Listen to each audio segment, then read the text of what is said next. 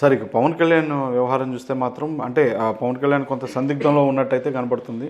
ఎందుకంటే ఒంటరిగా ముందుకు వెళ్ళాలనేటువంటి ఆలోచన అయితే ఉందన్నట్టుగా ఆయన ప్రకటించడం జరిగింది. కానీ ఆయన ఒంటరిగా వెళ్ళాలా, లేదంటే ఇటు టీడీపీతో జతకట్టి వెళ్ళాలా, లేకపోతే బీజేపీతో జతకట్టి వెళ్ళాలా అనేటువంటి ఒక సందిగ్ధంలో ఉన్న పరిస్థితులు అయితే వాళ్ళ నేతల్లో కూడా కనపడుతున్నటువంటి పరిస్థితి. అసలు ఏంటి, ఎలా ఉంటే బాగుంటుందంటారు? సో పవన్ కళ్యాణ్ అంటే జనసేన పార్టీ ఒక క్లారిటీతో ఉండాలి.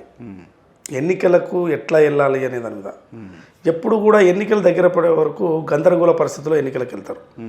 సో అట్లా కాకుండా స్వతహాగా ఎవరితో సంబంధం లేకుండా వెళ్ళాలి అనుకున్నప్పుడు పార్టీ పర్ఫెక్ట్గా నిర్మాణం చేసుకొని మీకున్నాను అన్ని స్థానాల్లో పోటీ చేసేందుకు సిద్ధపడాలి. సో ఆ విధంగా ఎన్నికలకు వెళ్తే పవన్ కళ్యాణ్ పార్టీ ఖచ్చితంగా కూడా సీట్లు వస్తాయి, ఓట్లు వస్తాయి. కాబట్టి అట్లా కాకుండా ఊరికే ఆ పార్టీతో చర్చలు జరపడు, ఈ పార్టీతో చర్చలు సార్ చంద్రబాబు నాయుడు కలిసి ప్రధానమంత్రి నరేంద్ర బీజేపీకి సంబంధించిన వాళ్ళకి కలవడు, ఇదంతా కూడా ఒక కన్ఫ్యూజన్ క్రియేట్ చేస్తున్నారు పవన్ కళ్యాణ్ గారు. సో అట్లా కాకుండా ఇప్పుడు ఆయనకు ఖచ్చితంగా ఆయన ఆ రాష్ట్రంలో ఫాలోయింగ్ ఉంది, మంచి ఫాలోయింగ్ ఉంది. సో ఆ ఫాలోయింగ్ని ఓటు కన్వర్ట్గా చేసుకోవాలి. ఓటు కూడా ఎప్పుడు కన్వర్ట్ అవుతుందంటే లీడర్ బలమైనగా ప్రజల్లో తిరిగి ప్రజాక్షేత్రంలో ఉద్యమాలు నిర్మిస్తే ఖచ్చితంగా కూడా తన ఫాలోయింగ్ అంతా కూడా ఓటుగా కన్వర్ట్ అవుతుంది. లేకుంటే కన్వర్ట్ కాదు, అది ఓన్లీ ఫాలోవర్స్ మొత్తం. నీకు ఎంతసేపు ఉన్నా మీకు సినిమా ఫాలోయింగ్ లాగానే ఉంటుంది. సో పొలిటికల్ ఫాలోయింగ్ రాదు. మీకు పొలిటికల్ ఫాలోయింగ్ రావాలంటే చూడటానికి వచ్చినట్టే ఉంటుంది.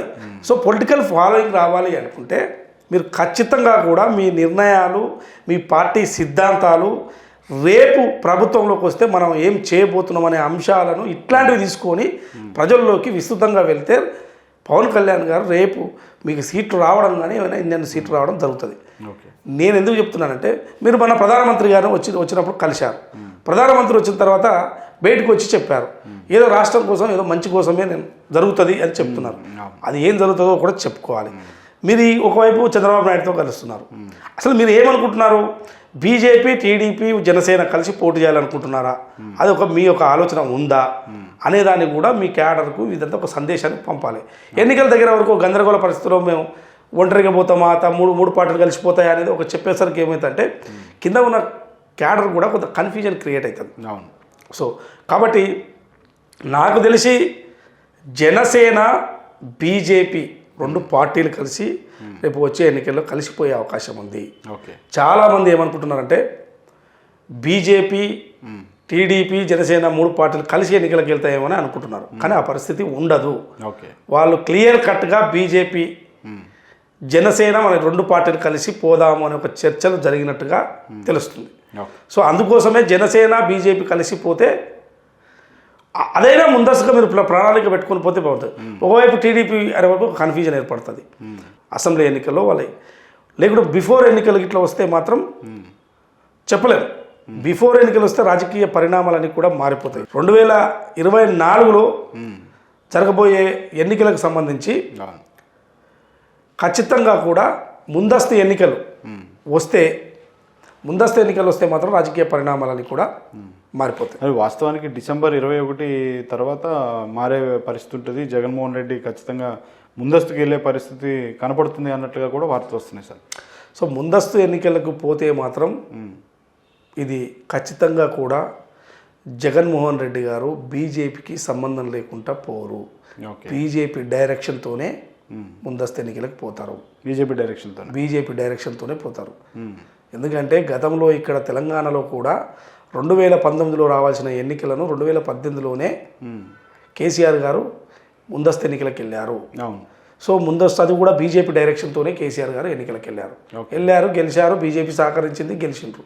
సో రాగానే వెంటనే కాంగ్రెస్ ఎమ్మెల్యేలు మొత్తం తన పార్టీలో చేర్చుకున్నారు. 1 monthలోనే ఆపరేషన్ మొదలుపెట్టారు, తన పార్టీలో చేర్చుకున్నారు. బికాజ్ ఆఫ్ ఓన్లీ అది కూడా బీజేపీ డైరెక్షనే.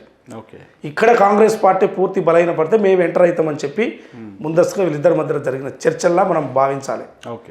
సో తర్వాత ఇద్దరికి మధ్యలో అన్నీ ఒకే తీరుగా జరగవు కదా.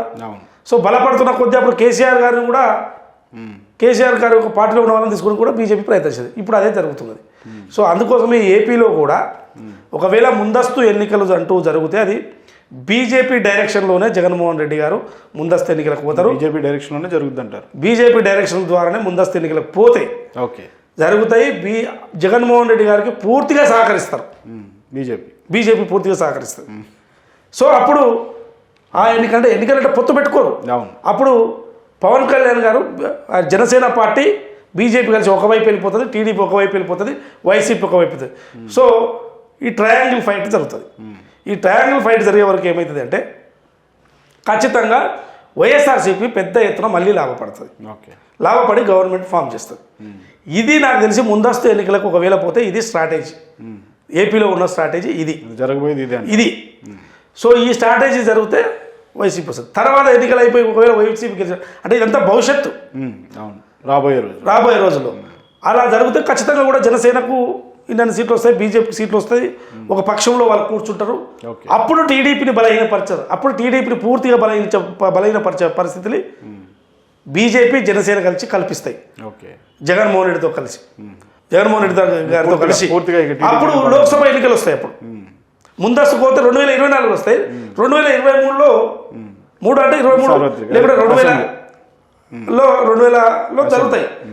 కాబట్టి ముందస్తుకు అప్పుడు లోక్సభ ఎన్నికలు వచ్చే వరకు మళ్ళీ టీడీపీని పూర్తిగా లేకుండా చేయాలని ఒక ఆలోచన కూడా, ఇట్లా ఒక స్ట్రాటజీ, ఒక రోడ్ మ్యాప్ ఉందేమో అని అనిపిస్తుంది. ముందస్తు ఎన్నికలకు పోతేనే, పోయినా పోకుండా జనసేన బీజేపీ కలిసి రేపు ఎన్నికల్లో పోటీ చేస్తాయనేది మనకున్న అంచనా. Thank you very much sir.